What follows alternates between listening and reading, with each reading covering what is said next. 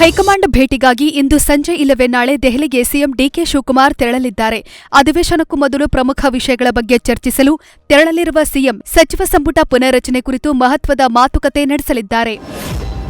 ನೀನಾಸಂ ಸತೀಶ್ ರಚಿತಾ ರಾಮ್ ನಟನೆಯ ಅಯೋಗ್ಯ 2 ಸಿನಿಮಾ ನಿನ್ನೆ ರಾಜ್ಯಾದ್ಯಂತ ಬಿಡುಗಡೆಯಾಗಿದ್ದು ಎಲ್ಲೆಡೆ ಭರ್ಜರಿ ಪ್ರದರ್ಶನ ಗಳಿಸ್ತಾ ಇದೆ. ಅಯೋಗ್ಯ ಭಾಗ 1 ದೊಡ್ಡ ಮಟ್ಟದ ಯಶಸ್ಸು ಗಳಿಸಿತ್ತು. ಶತದಿನೋತ್ಸವ ಆಚರಿಸೋದ್ರ ಜೊತೆಗೆ ಗಲ್ಲಾಪೆಟ್ಟಿಗೆಯಲ್ಲೂ ಕಮಾಲ್ ಮಾಡಿತ್ತು. ಇದೀಗ 8 ವರ್ಷಗಳ ಬಳಿಕ ಬಂದಿರೋ ಸೀಕ್ವೆಲ್ ಕೂಡ ಜನಮೆಚ್ಚುಗೆ ಗಳಿಸಿದ್ದು ರಾಜ್ಯಾದ್ಯಂತ ಹಲವೆಡೆ ಹೌಸ್ಫುಲ್ ಪ್ರದರ್ಶನ ಕಾಣ್ತಾ ಇದೆ.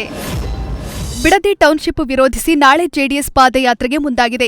ಜೆಡಿಎಸ್ ಯುವ ಘಟಕದ ರಾಜ್ಯಾಧ್ಯಕ್ಷ ನಿಖಿಲ್ ನೇತೃತ್ವದಲ್ಲಿ ಬಿಡದಿಯ ಬೈರಮಂಗಲದಿಂದ ಬೆಂಗಳೂರಿನ ಫ್ರೀಡಂ ಪಾರ್ಕ್ವರೆಗೂ ಪಾದಯಾತ್ರೆ ನಡೆಯಲಿದೆ. ಬಿಡದಿ ಟೌನ್ಶಿಪ್ ಯೋಜನೆ ಕೈಬಿಡುವಂತೆ ಸರ್ಕಾರಕ್ಕೆ ಒತ್ತಾಯಿಸಿ ಆಗಸ್ಟ್ 11ರವರೆಗೆ ಪಾದಯಾತ್ರೆ ಮತ್ತು ಪ್ರತಿಭಟನೆ ನಡೆಸಲು ಜೆಡಿಎಸ್ ತೀರ್ಮಾನಿಸಿದೆ. ಪಾದಯಾತ್ರೆ ಸಮಾರೋಪ ಕಾರ್ಯಕ್ರಮದಲ್ಲಿ ಮಾಜಿ ಪ್ರಧಾನಿ ಎಚ್.ಡಿ. ದೇವೇಗೌಡ ಭಾಗಿಯಾಗಲಿದ್ದಾರೆ.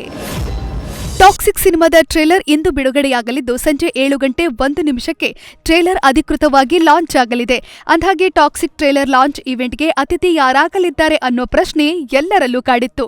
ಮೂಲಗಳ ಪ್ರಕಾರ ಸೆಂಚುರಿ ಸ್ಟಾರ್ ಶಿವಣ್ಣ ಟ್ರೇಲರ್ ಲಾಂಚ್ಗೆ ಅತಿಥಿಯಾಗಿ ಆಗಮಿಸುತ್ತಿದ್ದಾರೆ. ಈ ಹಿಂದೆ ಕೆಜಿಎಫ್ ಸಿನಿಮಾದ ಟ್ರೇಲರ್ ಲಾಂಚ್ಗೂ ಶಿವಣ್ಣ ಆಗಮಿಸಿ ಚಿತ್ರತಂಡಕ್ಕೆ ಶುಭ ಹಾರೈಸಿದ್ರು. ಇದೀಗ ಟಾಕ್ಸಿಕ್ ಸಿನಿಮಾಗೂ ಸಾಥ್ ಕೊಟ್ಟಿದ್ದಾರೆ. ಇನ್ನು ಜೆಡಿಎಸ್ ಮತ್ತು ಬಿಜೆಪಿ ಜಂಟಿ ಪಾದಯಾತ್ರೆ ಕುರಿತು ಖಾಸಗಿ ಹೋಟೆಲ್ನಲ್ಲಿ ಬಿಜೆಪಿ ಮತ್ತು ಜೆಡಿಎಸ್ ನಾಯಕರು ಮಹತ್ವದ ಸಭೆ ನಡೆಸಿದ್ದಾರೆ. ಸಭೆಯಲ್ಲಿ ಕೇಂದ್ರ ಸಚಿವ ಎಚ್.ಡಿ. ಕುಮಾರಸ್ವಾಮಿ, ವಿರೋಧ ಪಕ್ಷದ ನಾಯಕ ಆರ್. ಅಶೋಕ್, ಮಾಜಿ ಸಚಿವ ಸಿಸಿ ಪಾಟೀಲ್, ಜೆಡಿಎಸ್ ಮಾಜಿ ಎಂಎಲ್ಸಿ ತಿಪ್ಪೇಸ್ವಾಮಿ ಭಾಗಿಯಾಗಿದ್ದಾರೆ. ಬಿಡದಿ ಟೌನ್ಶಿಪ್ ಜಟಾಪಟಿ ಹಿನ್ನೆಲೆ ಮಹಿಳೆ ಹೆಸರಲ್ಲಿ ನಕಲಿ ಸಹಿ ಮಾಡಿ ಬಿಡದಿ ಠಾಣೆಯಲ್ಲಿಗೆ ದೂರು ನೀಡಿರೋ ಆರೋಪ ಕೇಳಿಬಂದಿದೆ. ಟೌನ್ಶಿಪ್ ಯೋಜನೆ ವ್ಯಾಪ್ತಿಯ ವಡ್ಡೇರಹಳ್ಳಿ ಗ್ರಾಮದ ಮಹಿಳೆ ವಿಜಯಮ್ಮ ಅನ್ನೋರು ಗ್ರಾಮದ ಸರ್ವೆ ನಂಬರ್ 35/2ರಲ್ಲಿ 1 ಎಕರೆ 11 ಗುಂಟೆ ಜಮೀನು ಹೊಂದಿದ್ದಾರೆ. ಯೋಜನೆಗೆ ಒಪ್ಪಿಗೆ ನೀಡಿ ಭೂ ಪರಿಹಾರಕ್ಕೆ ಅರ್ಜಿ ಸಲ್ಲಿಸಿದ್ದ ಮಹಿಳೆಗೆ ಕೆಲವರು ಪರಿಹಾರ ಪಡೆಯಲು ತೊಂದರೆ ಮಾಡುತ್ತಿದ್ದಾರೆ ಅಂತ ಆರೋಪಿಸಿದ್ದಾರೆ. ಗೃಹ ಬಳಕೆ ಸಿಲಿಂಡರ್ಗೆ ಇನ್ಮುಂದೆ ಕಡ್ಡಾಯವಾಗಿ ಇ-ಕೆವೈಸಿ ಮಾಡಿಸೋದು ಅಗತ್ಯವಾಗಿದೆ. ಆಗಸ್ಟ್ 15ರ ಒಳಗೆ ಇ-ಕೆವೈಸಿ ಮಾಡಿಸದೇ ಇದ್ರೆ 3,000ಕ್ಕೂ ಅಧಿಕ ಹಣ ಕೊಟ್ಟು ಸಿಲಿಂಡರ್ ಖರೀದಿಸಬೇಕಾಗುತ್ತೆ. ಸಿಲಿಂಡರ್ಗೆ ಇ-ಕೆವೈಸಿ ಆಗಿಲ್ಲ ಅಂದ್ರೆ ಕಸ್ಟಮರ್ಸ್ಗಳಿಗೆ ಗೃಹ ಬಳಕೆ ಸಿಲಿಂಡರ್ ಸರಬರಾಜು ಮಾಡೋದನ್ನ ನಿಲ್ಲಿಸಲಾಗುವುದು ಅಂತ ಭಾರತೀಯ ಆಯಿಲ್ ಅಸೋಸಿಯೇಷನ್ ಮಹತ್ವದ ಆದೇಶ ಹೊರಡಿಸಿದೆ.